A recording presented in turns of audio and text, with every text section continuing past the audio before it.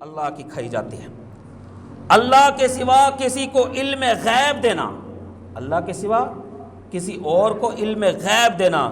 جب کوئی کہتا ہے فلاں بزرگ ہر جگہ حاضر اور ناظر ہیں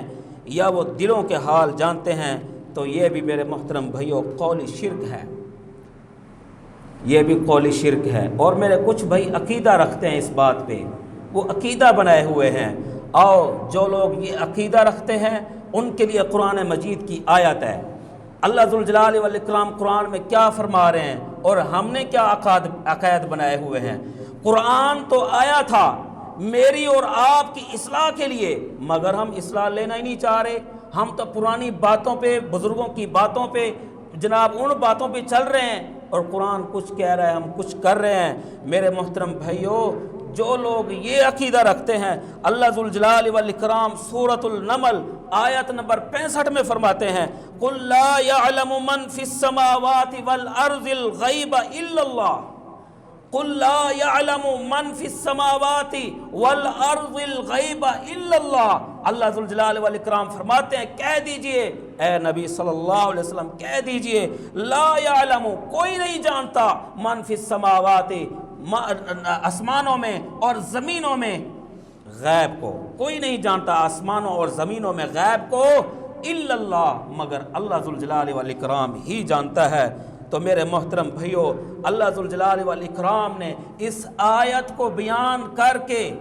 اس آیت کو بیان کر کے ہر اس چیز کی نفی کر دی جس کے بارے میں دعویٰ کیا جاتا ہے کہ وہ غیب کو جانتی ہے، چاہے وہ انسان ہو، چاہے وہ چرند ہو، پرند ہو، چاہے وہ کوئی پیر ہو، وہ چاہے کوئی ولی ہو، وہ چاہے کوئی بزرگ ہو۔ اللہ ذوالجلال والاکرام نے اس آیت میں ہر اس انسان کی نفی کر دی جس کے بارے میں یہ دعویٰ کیا جائے کہ وہ کائنات میں غیب کا علم جانتا ہے۔ اللہ نے اس بات کی نفی کر دی کہ صرف ایک اللہ ہی آسمانوں اور زمینوں کا غیب جانتا ہے، اس کے علاوہ اور کوئی نہیں۔ اور اسی طرح میرے محترم بھائیوں، اللہ کے سوا کسی کے نام پر اذان یا ذکر کرنا، کسی کے نام پر اذان یا ذکر کرنا، ذکر یا تسبیح کا مقصد اللہ کی یاد ہے، اور اگر کوئی اس میں غیر اللہ کو شریک کرے، جیسے یا علی مدد، یا حسین مدد،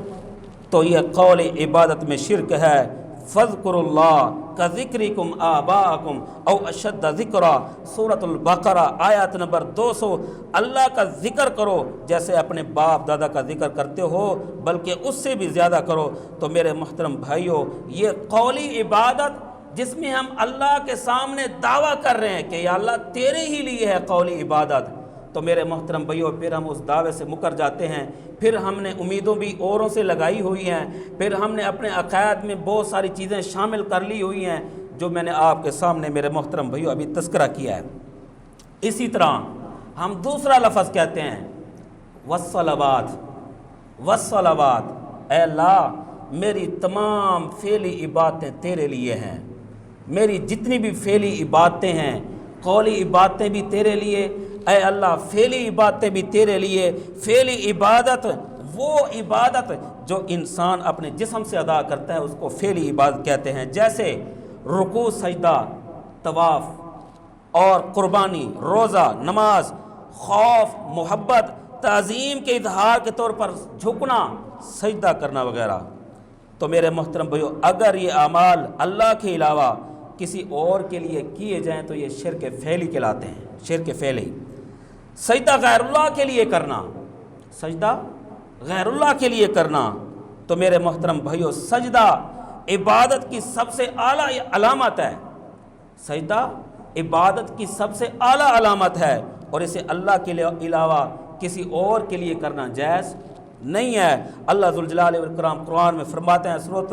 سورۃ النجم آیت نمبر 62، فَاسْجُدُوا لِلَّهِ وَاعْبُدُوا، اللہ کے لیے سجدہ کرو اور اسی کی عبادت کرو۔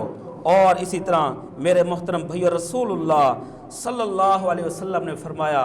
میرے محترم بھائیو اللہ کے قرآن کی آیات میری اور آپ کی رہنمائی کے لیے، رسول اللہ صلی اللہ علیہ وسلم سے بڑھ کے آج تک نہ کوئی استاد آیا، نہ کوئی معلم آیا، نہ کوئی اصلاح کرنے والا آیا، میرے محترم بھائیو رسول اللہ صلی اللہ علیہ وسلم کی احادیث بھی میرے اور آپ کی رہنمائی کے لیے۔ رسول اللہ صلی اللہ علیہ وسلم کیا فرماتے ہیں؟ فرمایا لا یصلح لبشر ان یسجد لبشر، کسی انسان کے لیے جائز نہیں کہ وہ کسی دوسرے انسان کو سجدہ کرے،